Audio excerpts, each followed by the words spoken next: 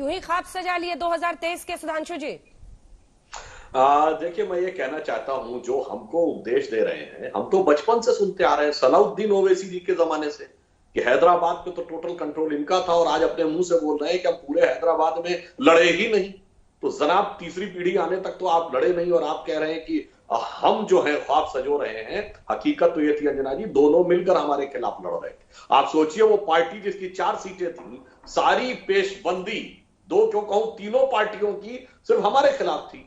तो हम 1:3 के रेशियो में आए, और अपने मुंह से खुद कबूला है ओवैसी जी ने कि टीडीपी और कांग्रेस का वोट हमारी तरफ आया। ये खुद एक्सेप्ट किए हैं, और उसके बाद कह रहे हैं कि हम खामखा में ख्वाब की बात कर रहे हैं। अरे ये भी तो एक सच्चाई है ना, कि पिछले लोकसभा चुनाव में ओवैसी जी की सीट पे टीआरएस तो उम्मीदवार नहीं खड़ा किया था ना। तो कहीं ना कहीं पीछे सबको पता है कि मिले सुर मेरा तुम्हारा तो सुर बने हमारा। तो इन लोगों के बीच में आपस में सुरताल मिलाकर ये लोग बैठते हैं। और मैं एक और बात कहना चाहता हूं, जब ये पोलराइजेशन की बात कही जाती है कि बीजेपी ने पोलराइजेशन कर दिया, ये बताइए, ये तो वही आंध्र प्रदेश है ना, अविभाजित आंध्र प्रदेश, जिसमें ऐसा विचित्र अध्यादेश सरकार ने पारित किया था कि 5% मुसलमानों को आरक्षण, अल्पसंख्यकों को नहीं, मुसलमानों को हाई कोर्ट ने निरस्त कर दिया था। वो पोलराइजेशन नहीं था, वो तो सेकुलरिज्म का सुंदर संगीत था। फिर कर्नाटक में वही किया, 5% मुसलमानों को आरक्षण देंगे, फिर कोर्ट ने रोक दिया, वो भी सेकुलर संगीत था। भारत के प्रधानमंत्री ने कह दिया था कि मुसलमानों का पहला हक है संसाधन पे, वो अभी पोलराइजेशन नहीं था, सेकुलर संगीत था। और जब हम विरोध करते हैं इसका, तो वो पोलराइजेशन। तो अमित शाह जी ने बिल्कुल सही कहा था, सबके सुर में सुर मिले हुए थे। और जहां तक नगर निगम की बात है, तो कोई भी चुनाव हो, हम पूरी गंभीरता और शिद्दत से लड़ते हैं, चाहे सीनियर नेता हो या सामान्य कार्यकर्ता। अंजना जी, मैं याद दिलाना चाहता हूं, तिरुवनंतपुरम के नगर निगम में भी अमित शाह जी अध्यक्ष थे, तब इसी ढंग से लोग गए थे। आज नड्डा जी अध्यक्ष ऐसे ही गए। तिरुवनंतपुरम में हमने 35 सीटें जीती। यूडीएफ हमसे ज्यादा है, मगर पार्टी के रूप में हम लगभग सबसे बड़े दल हैं। सर, दाद तो आप भी देते हो वैसी साहब, आप भी दाद देते हैं कि ताकत तो पूरी झोंकते हैं, बड़ी शिद्दत से लड़ते हैं। कांग्रेस, आपने खुद ही कहा, वहां पर सांस आखिरी ले रही है। लेकिन सवाल यही है कि 4 से 48 पर गए, दूसरी नंबर की पार्टी बन गए सर। नहीं, पहले तो सुधांशु जी को मैं करेक्ट करना चाहूंगा कि 2019 के लोकसभा के चुनाव में टीआरएस का कैंडिडेट मेरे खिलाफ था। आप चेक कर लीजिए, आपको शायद नहीं मालूम होगा। दूसरी बात यह कि आपने 5% रिजर्वेशन की बात की। सुधांशु जी, 4% रिजर्वेशन है जो सुप्रीम कोर्ट ने स्टे दिया। आपने फिर से गलत कहा कर्नाटका के बारे में। कर्नाटका में आपके चीफ मिनिस्टर है, आप इस प्रोग्राम को खत्म होने के फौरन बाद आप उनको फोन मिलाकर कह दीजिए कि सर, कर्नाटका के मुसलमानों को रिजर्वेशन आप क्यों दे रहे हैं? आपकी सरकार है, आपकी सरकार कंटिन्यू कर रही है, तो देश को पता तो चल जाएगा ना कि सोशली, एजुकेशनली जो बैकवर्ड कम्युनिटी है, उसको आप, जो संविधान में प्रोविजन है, मुसलमानों में जो कास्ट है उनको मिलता है, रिलीजन के नाम पे नहीं मिलता है। सुधांशु जी, आप काफी पढ़े लिखे हैं, आप कॉन्स्टिट्यूशन जानते हैं। अब रहा सवाल कि आप ताकत झोंक दिए, सब झोंक दिए। अरे भैया, हैदराबाद में क्या हुआ सुधांशु जी? हैदराबाद पार्लियामेंट सेगमेंट में तो आपकी नहीं दाल गली। आप कहां पर जीते, मैं बता रहा हूं आपको, सिकंदराबाद का डेटा दे दिया। मलकाजगिरी पार्लियामेंट सेगमेंट में, जहां पर एलबी नगर असेंबली कॉन्स्टिट्यूंसी है, वहां पे आपने जीता। अब अगर आप ये कहेंगे कि हैदराबाद जीएचएमसी के इलेक्शन से हमको ये लग रहा है कि हम तेलंगाना जीत जाएंगे, सुधांशु जी, दूर के ढोल सुहाने लगते हैं।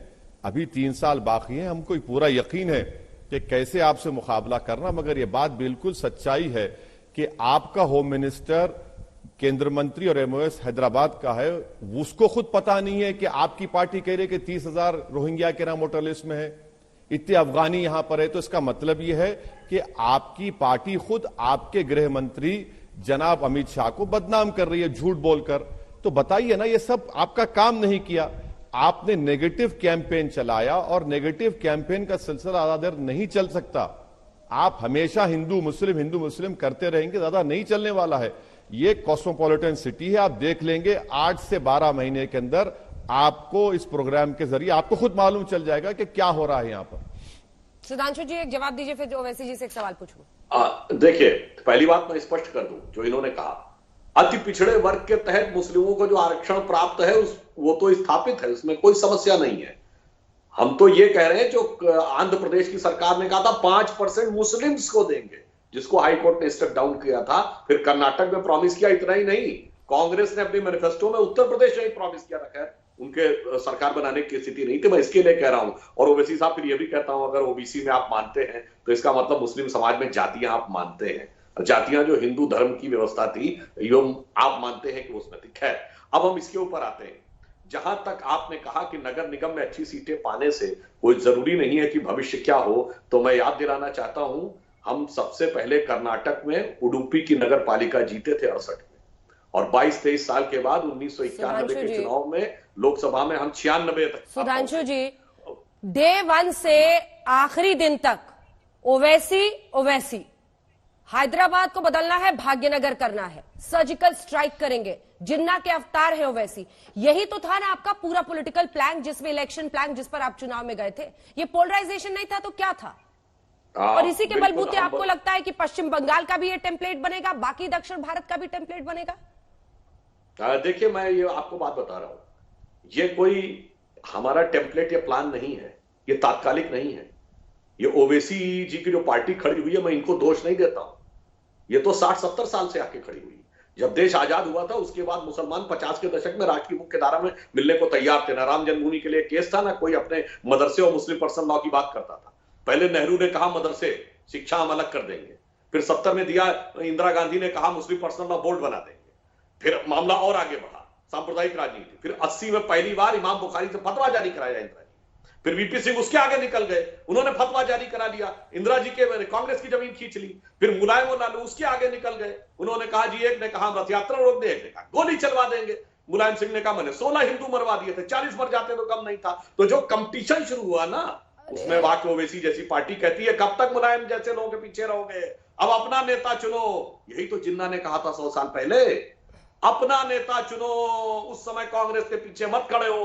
आज ये कह रहे हैं कि लालू, मुलायम, कांग्रेस, कब तक इनके पीछे खड़े रहोगे, हमारे पीछे खड़े हो। तो आज ये जो बात कह रहे हैं वो वही है जो 100 साल पहले जिन्ना कहते थे, और इनको इस मुकाम तक पहुंचाया है ये सेकुलरिज्म के सूरमाओं ने, ये दिखाने के चक्कर में। जैसे आजकल इस समय जाड़े का दिन चल रहा है तो तमाम कंपनियां कहती मेरा च्यवनप्राश ज्यादा असली है, मेरे च्यवनप्राश में ये है, देख लो भाई। तो सब कह रहे हैं मेरा सेकुलरिज्म देखो कितना गजब है, मुस्लिमों का मैं कितना बड़ा हिमायती हूं।